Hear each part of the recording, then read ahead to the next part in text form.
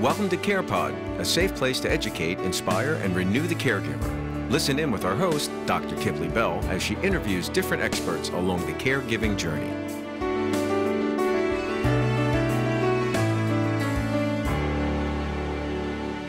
So I am here with Dr. Mike. Dr. Mike in the house, Dr. Mike Chua, doctorate of physical therapy, owner of Gerihab. What a name. I'm really excited to be with you and sit with you, chat all things older, active adult person.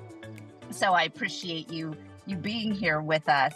I have really come to realize that physical therapy is the first line. It's the first line drug.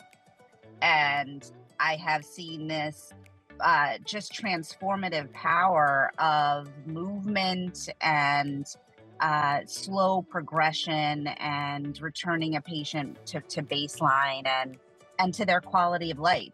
So I'm really happy to spend time with you today, and thank you for joining us here at the CarePod. Well, first of all, thank you very much for having me, Dr. Bell. I appreciate you. And then thank you for answering the call to be amazing and providing this amazing service to the rest of the caregivers that you've been serving. So thank you. Thank you. Yes, it's a beautiful space. You know, my why is essentially, I take care of my mom. She's going to be 88 in December. And many times, even at bedside, being in the know, right? Being exacerbated as a personal caregiver, and also rewriting the professional narrative that although we all have training and advanced degrees, we are still caregivers. And so when you put yourself in the mind of a caregiver, you're able to affect patient care so much better and have stronger and deeper bonds with families. So, so I appreciate it. So that's my why. So tell me your why. Tell me your journey. Tell us about yourself, your path in this niche population, etc. Well, first of all, thank you for having me again in this amazing podcast that you have. I love the name too, CarePod. There you go. Yeah. So, by the way, when I was growing up, we were taking care of my grandmother. I grew up in the Philippines. My dad's Chinese, my mom is Filipino. But of course, there's always, even in the Philippines alone, there is like a language barrier. Just the Filipino, we got like how many islands? 2,000 something islands in 200 different languages. And then here comes my dad. His mother, my grandmother, didn't know how to speak my mom's language, and then she had dementia. We took her. My mom took her home. And we can't understand her language, and we can't even understand what's going on. And we always thought that she was just, in the third world country, when you have dementia or Alzheimer's, people just think, oh, they're crazy. They don't know what to do. So she was like pooping and peeing in the living room. She can stand up and walk, and then why would she poop and pee in the living room? And then I never understood it. Of course, I was growing up, and it's like, oh, never mind. It's probably, she's just crazy. And then I migrated here in the States 10 years ago and come to realize this is Alzheimer's and dementia. What's going on? And we have to learn how to understand it. And then my dad had like cancer, and he had like MCI, mild cognitive impairment. And then the rest of history, I think this is going to be my niche. I work in the nursing home. I work in the hospital. I work in an outpatient setting. And I said, I think geriatric is the most underserved population. So thus, geriatric rehab. So we serve Talk a lot about of, a name. I know, right? And we do have 2 outpatient clinics and 4 assisted livings that we serve, that we go to. And we just specialize in geriatrics, of course, intellectually, adult disabled population. And it's just a good niche. If you're a caregiver or a practitioner, nurse practitioner, PA, or a therapist or a physician, I think you know what I'm talking about. It's much easier to handle a case of a geriatric or senior versus a young athlete who is so high level and they're just complaining of tennis elbow, and they're like complaining about this and that just because of that tennis elbow. And then you got this senior, this Absolutely. geriatric, right? And senior geriatric, Absolutely. all you need to do, all right, Mrs. Smith, let me check on you. Listen to your heart, your lungs. Let's stretch your neck, massage your back. they will feel so good, even though it's not perfect. So that's the reason why Jerry Rehab was created, and we do provide and train other therapists how to start their own therapy practices too. So yeah. Oh, that's beautiful. I love it. I love it. I love it.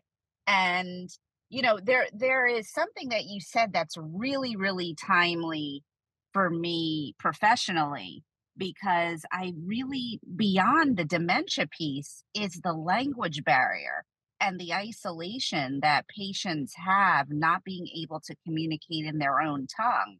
And even the frustration or the angst that we feel, or I can speak for myself, that I feel at times having to depend on an interpreter phone, or trying to put the pieces of the puzzle together with a child at bedside. I literally just had a grandmother, diffuse abdominal pain, Haitian born, with her grandson at bedside because the daughter couldn't bring her to the hospital, and he knew nothing. So in my private Facebook group, I said, listen, everyone bust out an index card and you write down your full medical history, allergies, the like, and give that to your tribe, because you just never know when an emergency happens.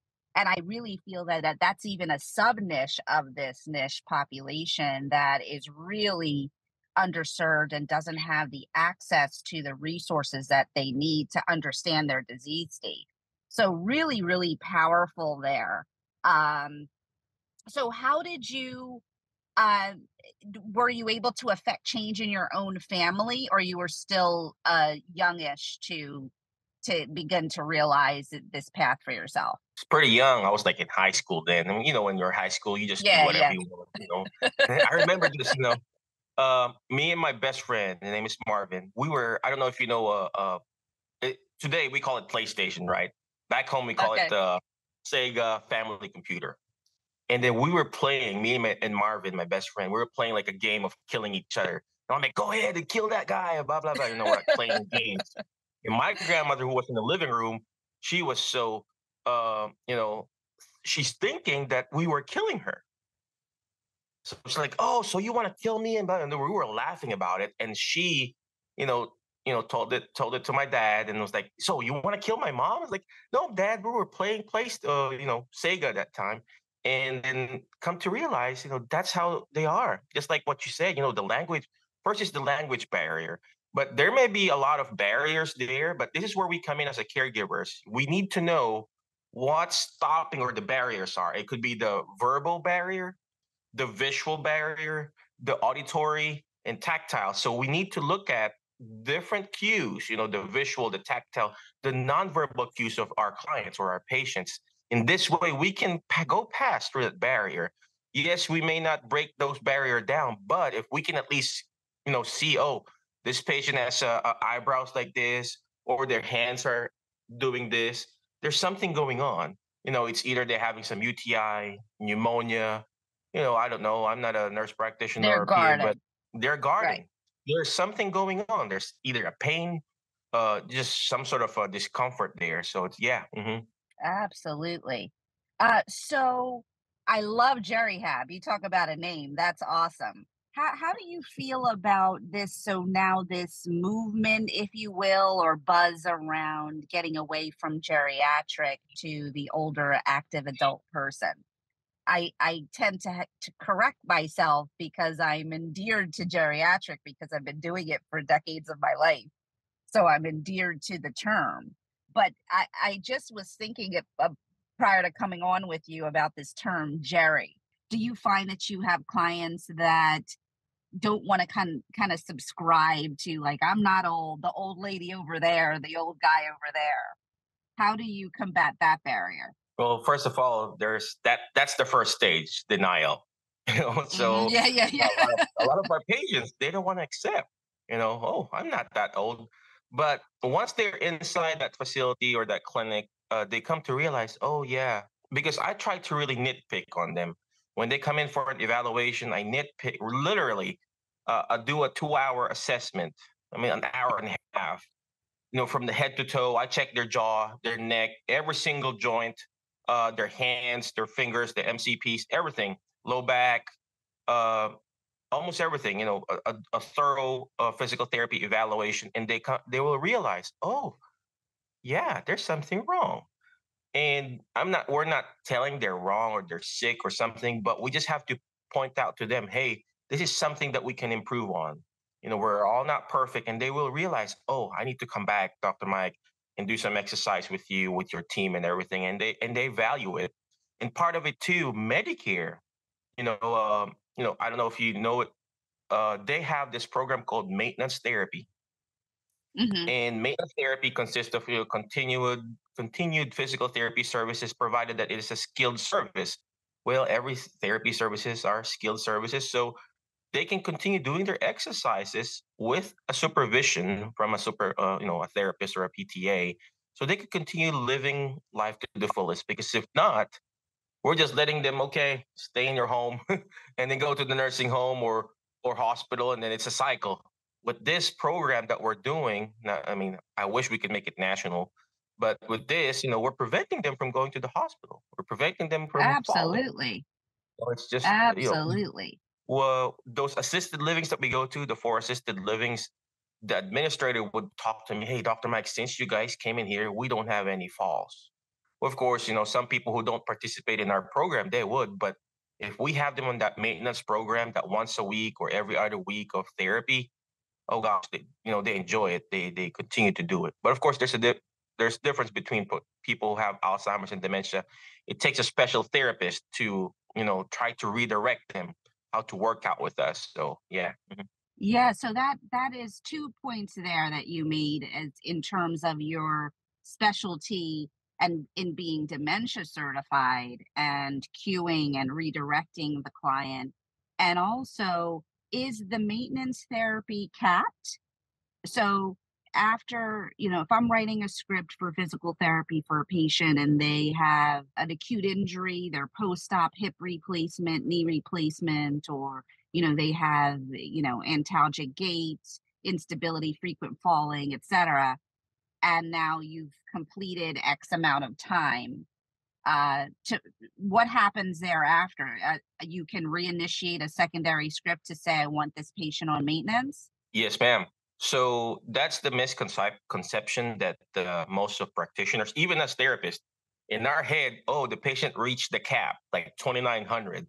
Well, $2,900, 2,900 is not enough. That's probably like four weeks of therapy. Yeah, But yeah.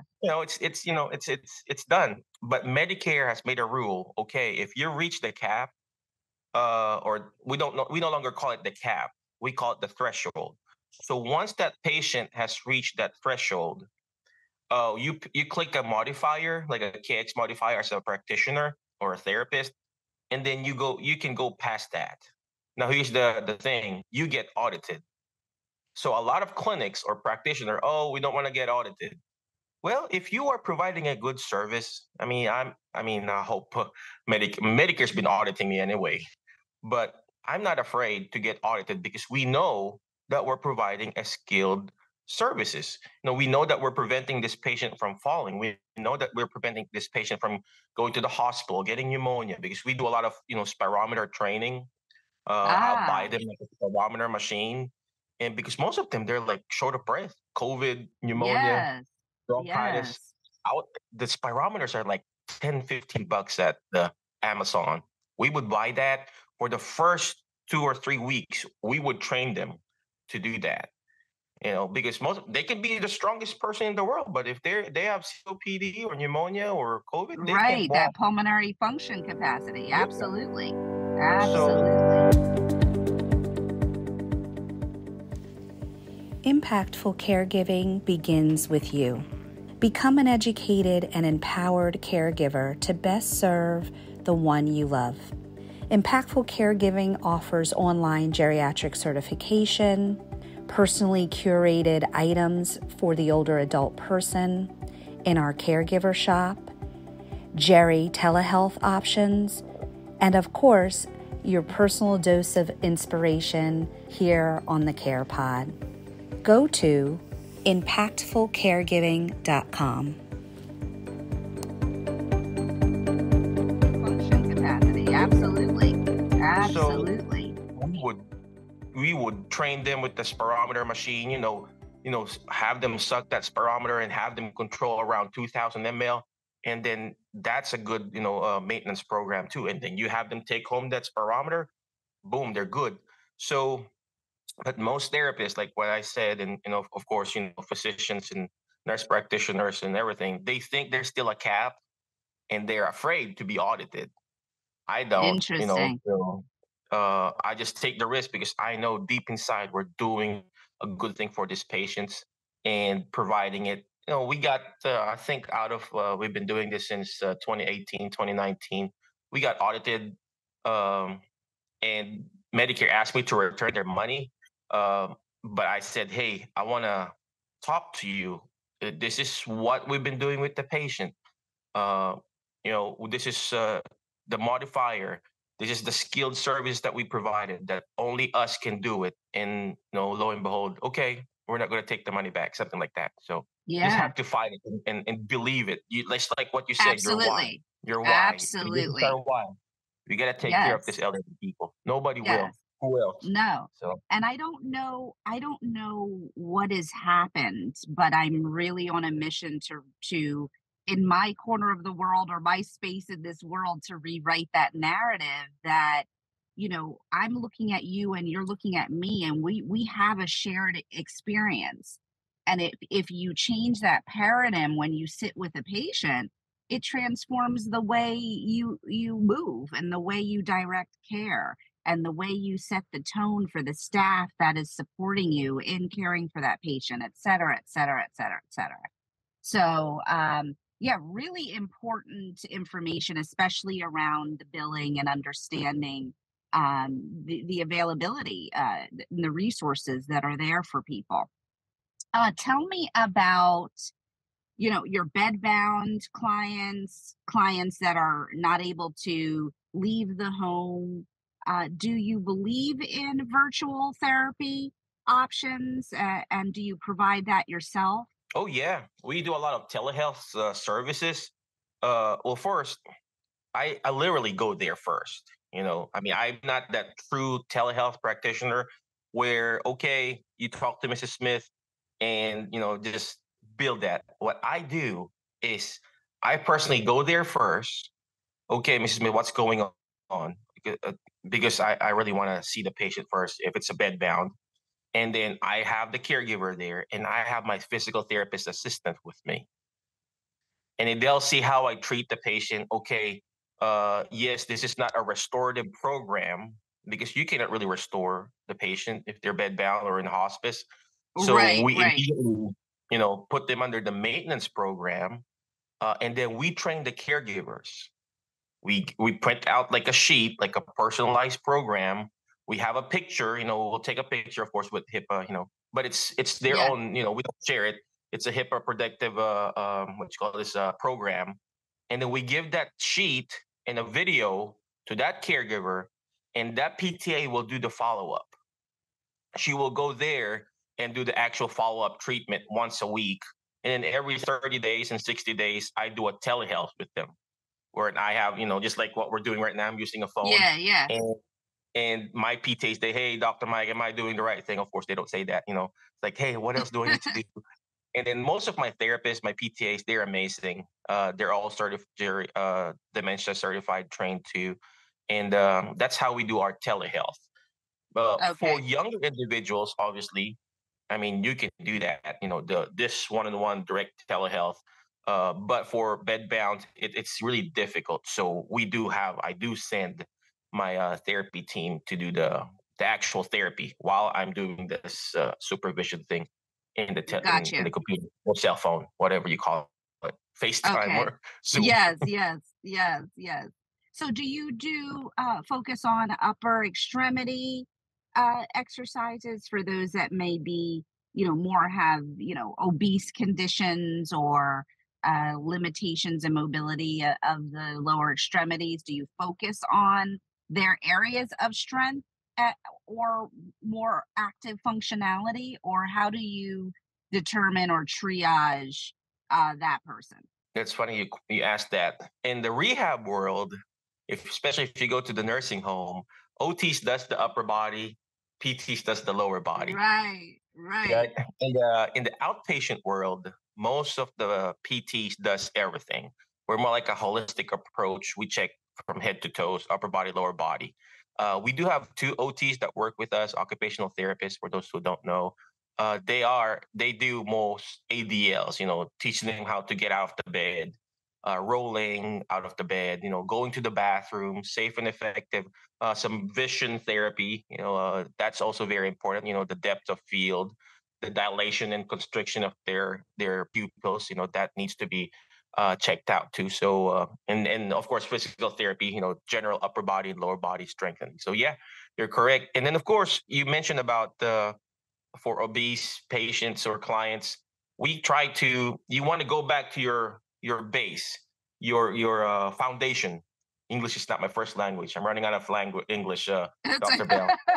Well, the root cause of Right. the obesity in the first place. Yeah, Yeah, I get you. you go down, you go down to the foundation. If that obese client can't get out of the bed, start with the neck first. Start with the Mm, head movement. It's like a baby or mm, a child. You start with the head movement first. Then you sit them up at the edge of the bed. Learn to control that abdominal muscle. All right, sitting at the edge of the bed. Then once they're able to control that abdominal, that trunk control, then you try to stand them up. Of course, different patients are different levels of function, different levels of motivation, different levels of cognitive level. So we just have to work around with that. So mhm. absolutely. So tell me, do you go home? Do you do any volunteerism internationally around this teaching in terms of your native tongue, etc.? You know what? I've been wanting to go home first but we're not citizens. We do have our legal residency, or we're green card holders. We just got it Hmm. around 2019. So during that time, we can't go home. So, but I do teach online. We've been teaching stuff online through Zoom. We do our certification classes and teach, back home in the Philippines, because not all people could, understand what Alzheimer's and dementia is, especially in a Right. third world country in the Philippines. Unfortunately, Dr. Bell, I don't know if you experienced this. I mean, not all, but we also have what you call the crab mentality. I don't know if you know that. Yeah. So, Yeah. in the Philippines, we have a lot of that. I was like, why would I listen to this Dr. Mike? I know what he's doing. So to be honest, I have more followers here in the States, United States. I have this big group called the Alzheimer's and Dementia Support Group. We have around 40,000 members there. You need to be inside that group. So Okay. Invite if you me. send me this recording, we'll Yes, we'll we'll absolutely. stream it there too. And then I have this another group called Alternative Healthcare Career Group.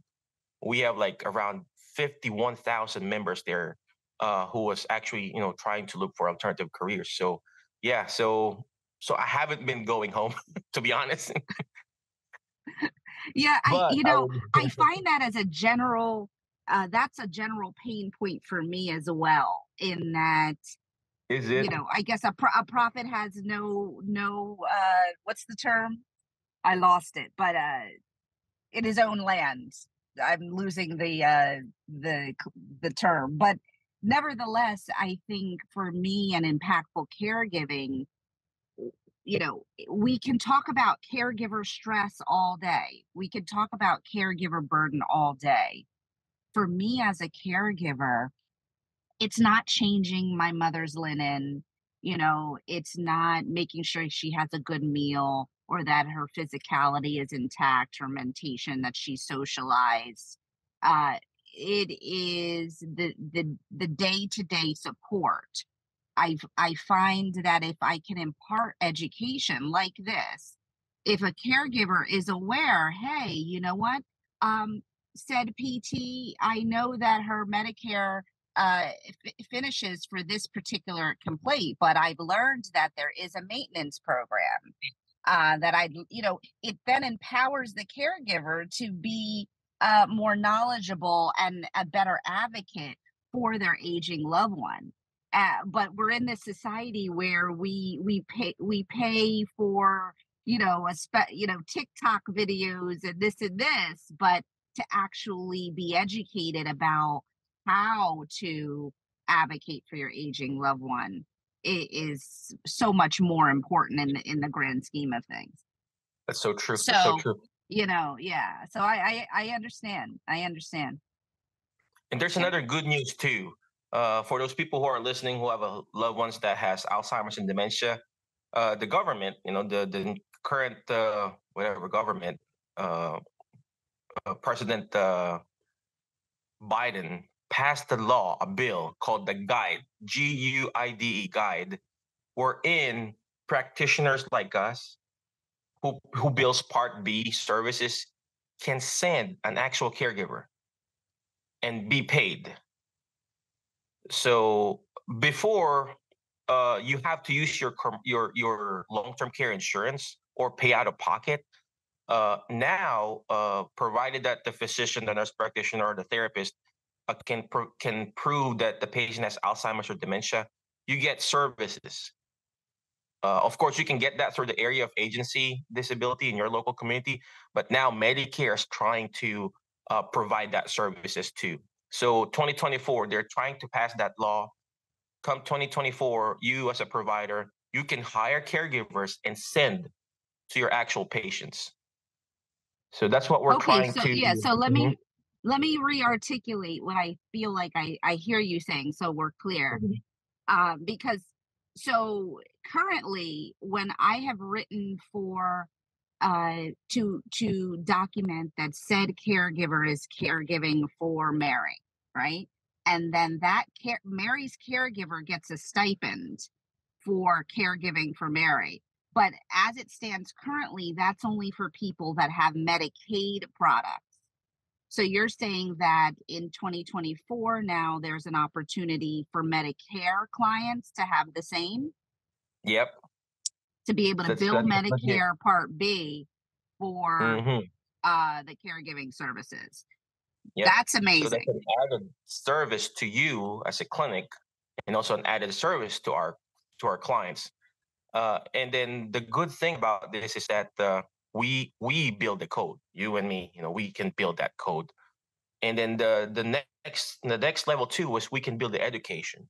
Whatever you're doing right now, you're educating. There's an education code now that you can use. So in therapy, in physical therapy, we have to physically touch the patient, do an actual exercise, walk the patient so we could build the code. We were never able to build like an education code, even though we're educating them all the time. With this new code, uh, you can call the patient over the phone. Hey, Mrs. Smith, have you taken your medication?